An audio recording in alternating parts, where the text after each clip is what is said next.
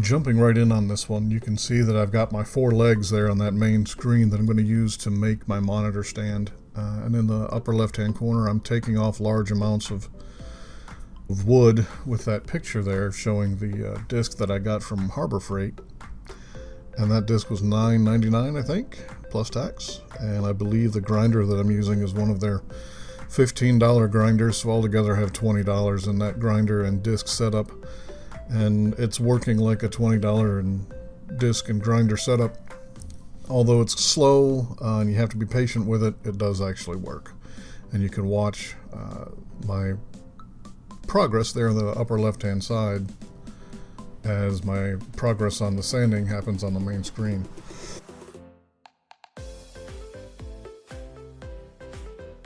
So you see that I've got the 2 legs facing here, and they're kind of the most interesting 2 legs to start with anyway. I have created a bit of a branch on the right hand leg, and it's going to be kind of an interesting piece, I think, and I'll probably start working on that one because I like it the most.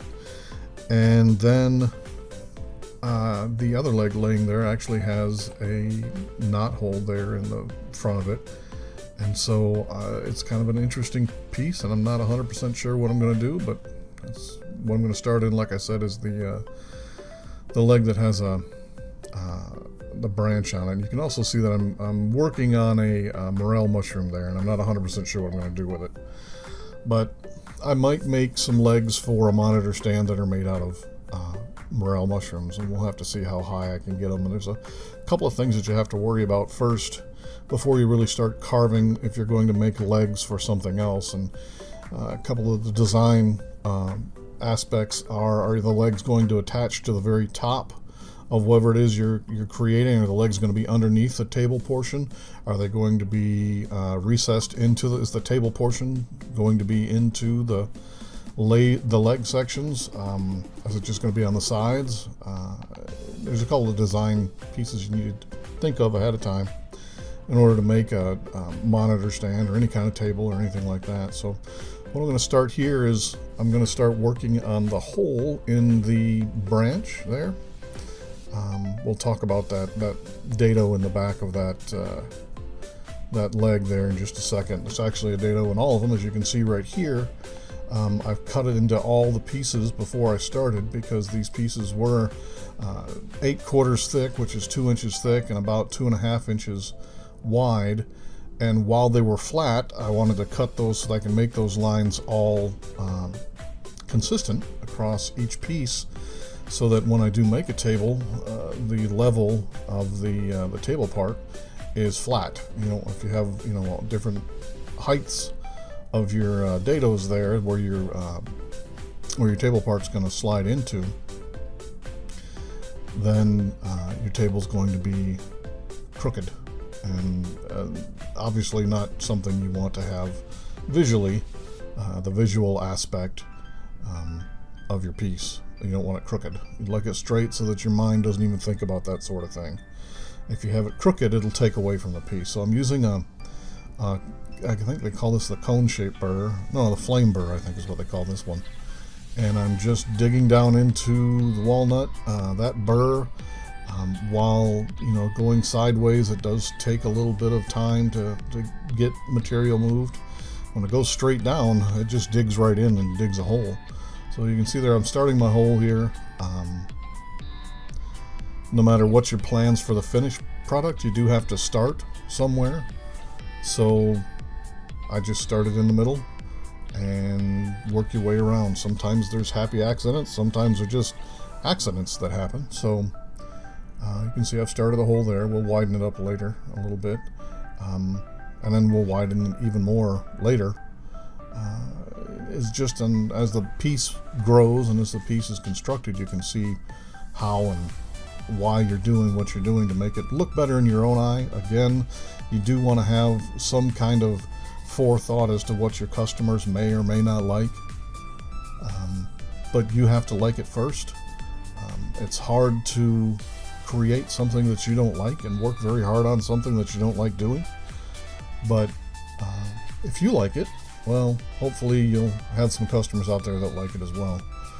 And so I've got my air cleaner going here in the shop, and it's really loud, so I really can't record very well with the air cleaner going, and it's hard to talk through creating while you're creating because your mind's really on what it is you're doing and what you're seeing and creating it.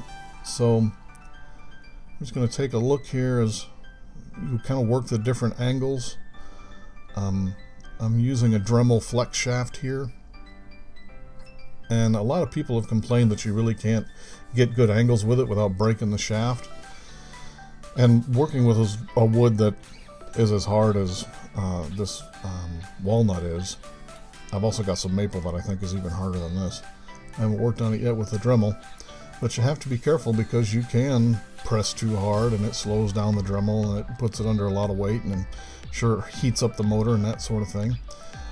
You can see I'm wearing a sweatshirt here. It's a little bit cooler than normal out there, and I'm in the shop, and there is a heater, very small one, and it's hard to run a heater and the Dremel and the lights and the air cleaner all at the same time because I'm limited on my power in that little tiny shop. But as you can see, I'm just making primary cuts here. Just working on what I'm seeing in my own mind's eye.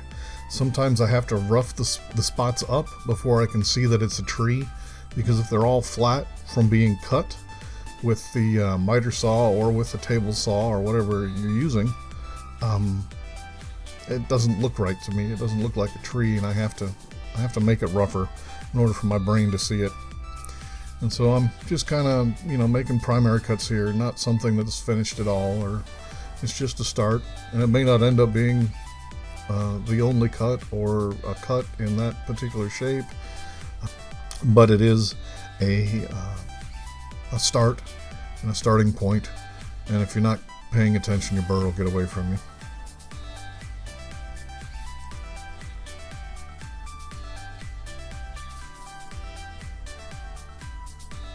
If you've ever watched someone draw, they always move around on the piece and draw in different areas as their mind sees it, and they see something they want to change.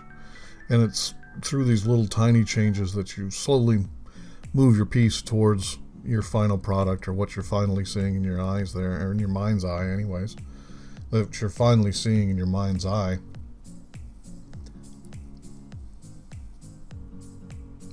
You can see how flat that front is, and it actually ends up being a problem later, and we'll take a look at that. I couldn't figure out why I wasn't liking this tree at all until the next day. It woke me up in the morning time, and it was because it's more wide. Your trees are round. Trees are not flat, although they do have flat spots, just naturally occurring flat spots in them, and that's okay to have those.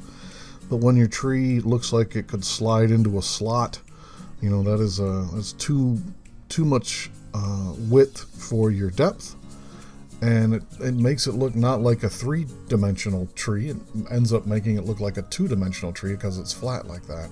So you can see a neat tree coming out there if you look at it on the side, but from the front it doesn't look right. So that ends up being something that I changed later on.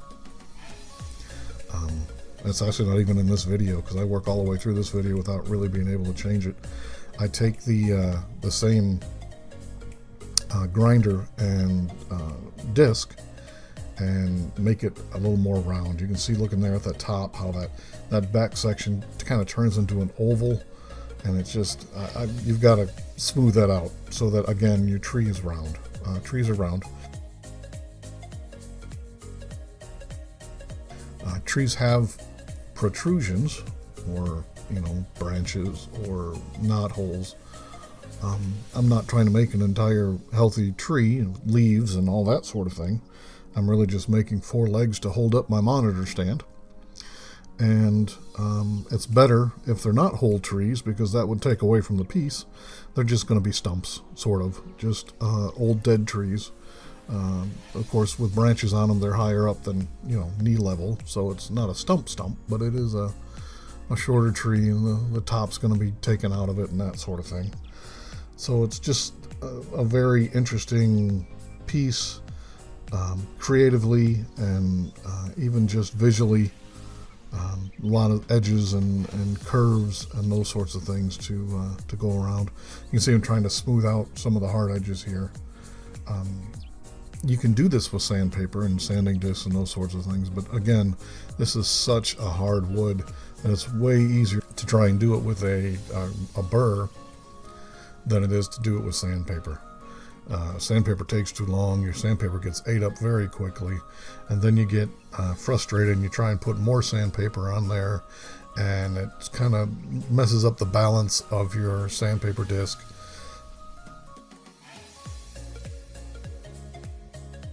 Which messes up your piece as well. So I'm carving here, and I'm just going to keep carving for a little while. I may or may not say something here for a little bit.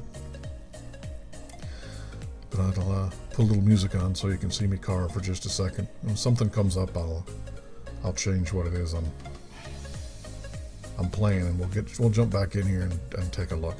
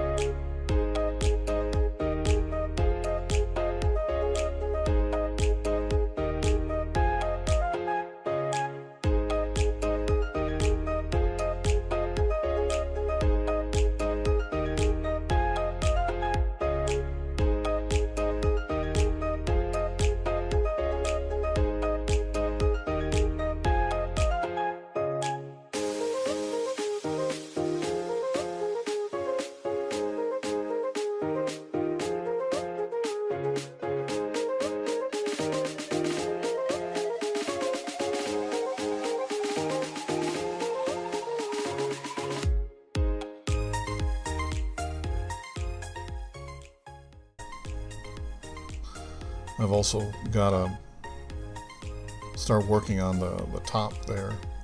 I'm going to put a hole in there as well, kind of open it up in the front. I think that looks neat, and it's probably going to be one of the front legs, and so you can kind of look in there. And again, it's another visually appealing going into and looking in that hole. And first I have to clean up, because like I said, I just make so much sawdust, so hard. Carving makes a lot of sawdust. As you can see, my air cleaner to the left there is working just fine. As you can see, the smoke and the dust that comes out of that hole and it goes to my left. And now all I have left to do is widen the hole. And so you just keep working it. You just keep working that out until you get that hole wide enough where you feel it's wide enough. And not so wide that your burr will go through the side and perhaps make a happy accident, maybe just make an accident. You can see in the top left there that I opened up the door of the shed because there was a lot of dust flying in the air, and I can just open the door and it flies out the door instead of going through the air cleaner and clogging up my air cleaner filter. Anyway, as you can see, I'm thinking about changing my burr here, and I do, because it's good and warm. I'll probably go, I think, with the barrel here. I go with the barrel burr, and I want to say that I use it for just a little while, and then I end up going back to the flame burr because the barrel isn't nearly as nope, that's look at there. I didn't. I went with the 60 grit sandpaper, and as I recall, this didn't work out very well because that sandpaper doesn't look burnt right now.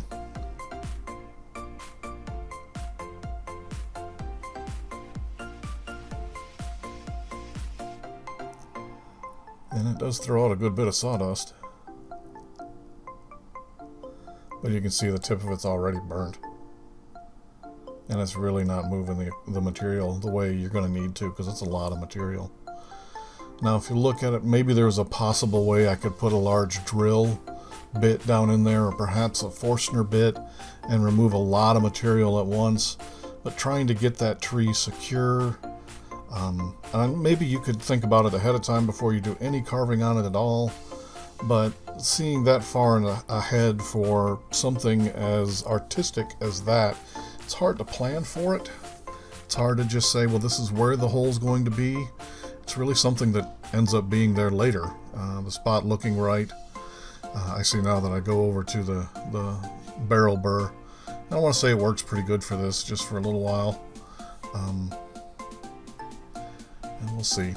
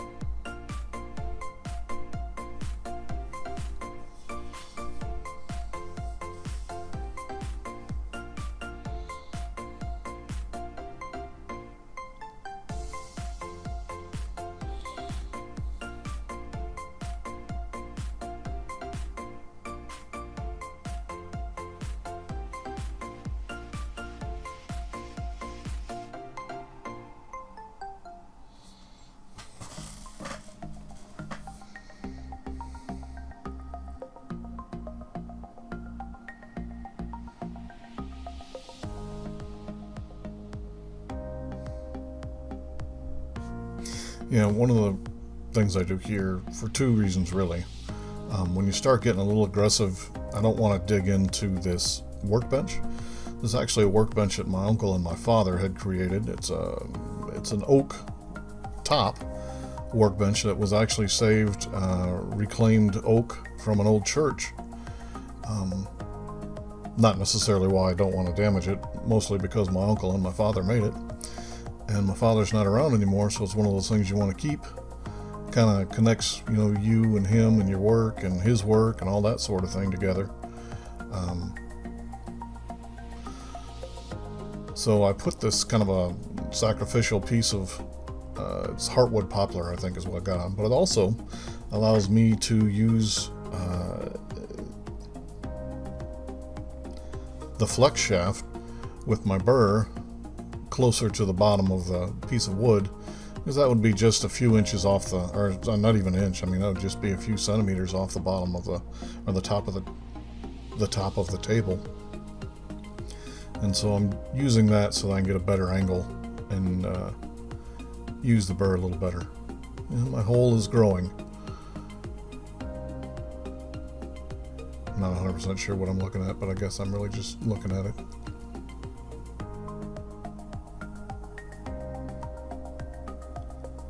And here's where I cut through the front, and I move my thumb so I don't kill myself or, you know, come out without a thumb. I've got a cut on, actually it's a missing part of my thumbnail. I was actually cutting these pieces on my miter saw. I need a new blade, and it ended up grabbing one of the pieces as I was cutting it and kind of ripping it out of my hands, and it kind of tore that thumbnail off. And so I've got enough damage, I think. I don't need any more. So here I'm just really digging from the outside in.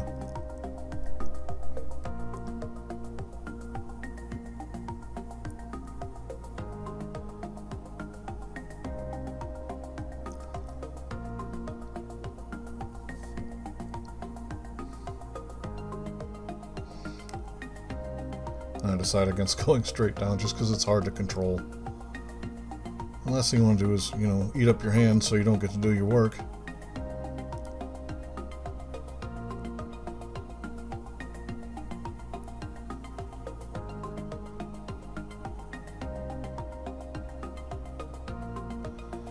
It doesn't seem to be any easier for pulling up from the bottom or down from the top.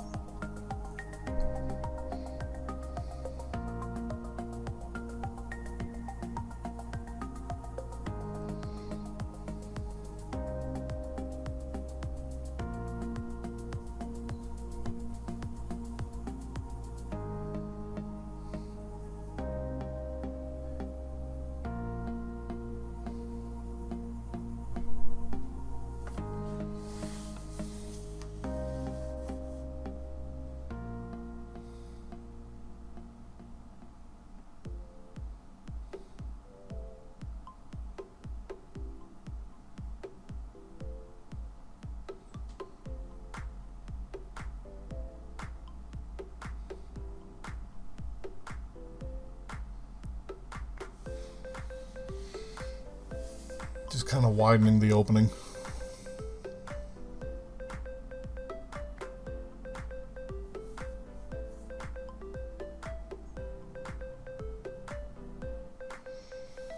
Like I said, I think it was cold in there. I'm probably wiping my nose with blue shop towels.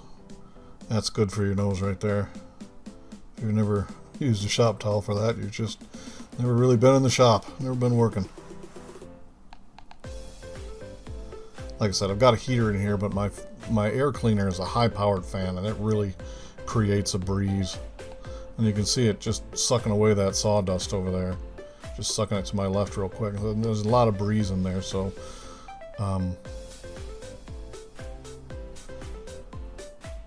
heater or not, it's cold in there. It's got a cold breeze blowing, so that's not a COVID problem. Don't worry about sanitizing your screen.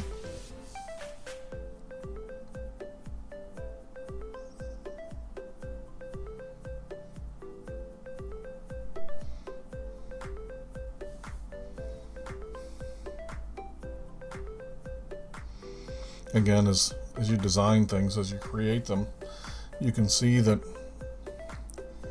it works out better. Again, I'm gonna kill myself here with this burr because I'm really not holding it right.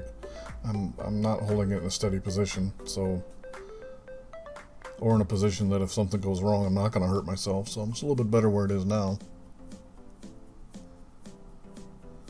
But those are pieces that you learn as you're just working along, and you got to make sure that you pay attention to how you're doing what you're doing, and it gets away from you. You just need to make sure you're paying more attention.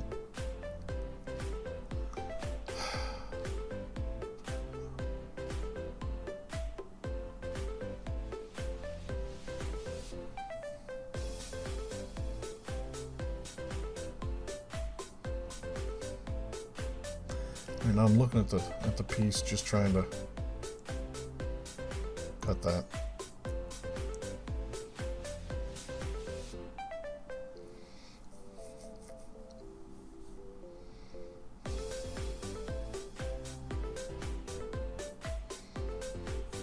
So one thing you've got to remember is there's actually two videos here. You can see that I'm doing a lot of work with that grinder. It's the same amount of time I'm spending on that grinder for those 4 pieces as I'm doing just carving on one piece. So it might have took me an hour. I'm not sure I got all the footage. It might have taken me a little bit less than an hour, but definitely more than 30 minutes to carve off the square pieces on those legs in order to try and make them in a round tree shape. Hope you can see it. I don't know if you're watching it on your computer screen or if you're watching it on your television screen.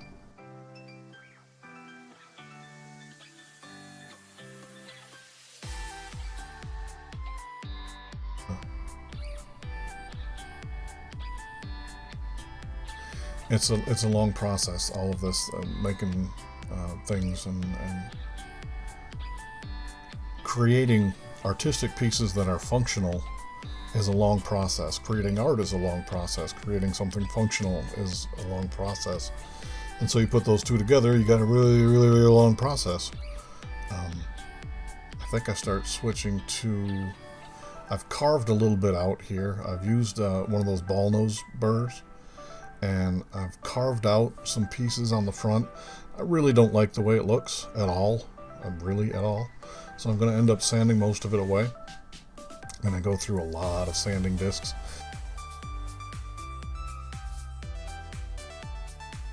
And one of the things when you tighten down those sanding discs, it tends to move those pieces of sanding paper around, and you have to make sure they're all spread out. Otherwise, you just have one piece.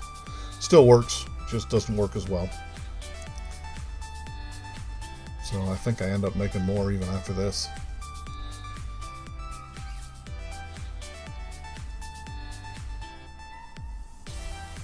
As you can see in the top left there, I moved the camera finally, so you're not staring mostly at mess.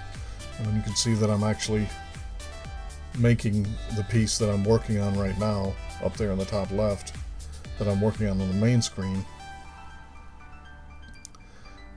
Just trying to get as much of the material off as I can before I get to the Dremel. It's really important, especially on hardwoods. And it's a good habit to get into on any wood, is that you take off as much material as you can before you get to your Dremel or your rotary tool. Rotary tools are not made for taking off large of materials, for carving things into wood.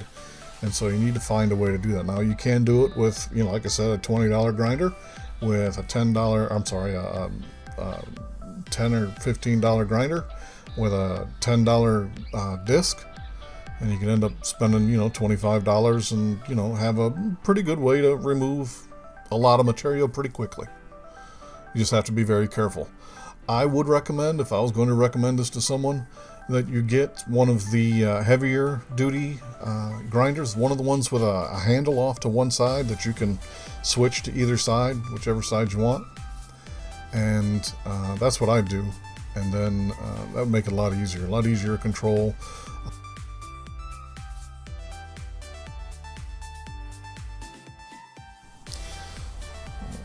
Your hands don't go over the vents for the electrical motor.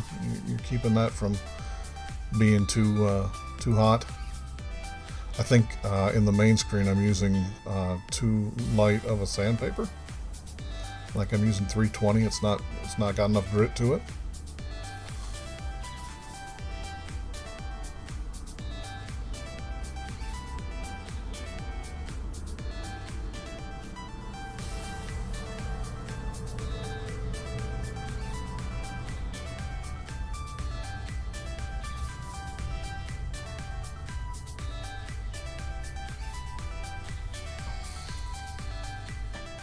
And so I think I'm changing to a 150.